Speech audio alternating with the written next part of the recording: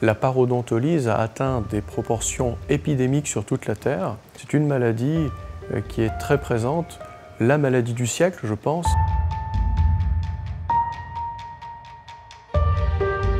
Il y a un lien de base entre la santé générale et la santé bucco-dentaire.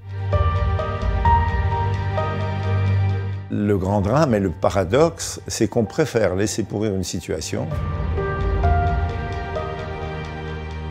J'ai recherché ce qui se passait avec les Indiens Yanomami du Brésil. J'ai réduit dans ma pratique personnelle, et je pense que c'est le cas de mes confrères utilisateurs, la prescription d'antibiotiques de façon très importante. The body's cells depend upon oxygen to survive. So if they're getting adequate oxygenation, they are going to be in good shape.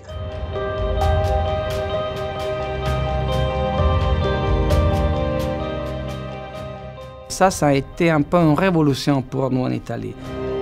Un organe, il ne s'use que si on ne s'en sert pas.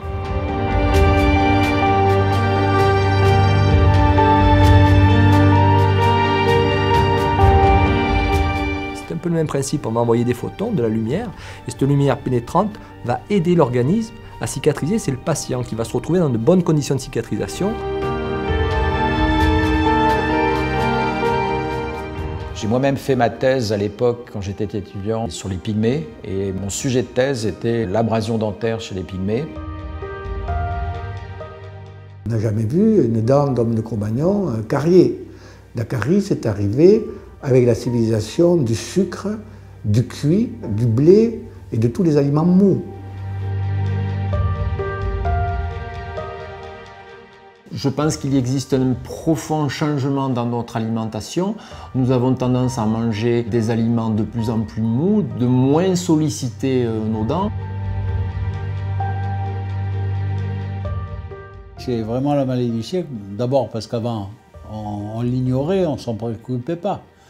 On perdait les dents, on disait c'est l'âge. Alors que maintenant, on essaye de comprendre.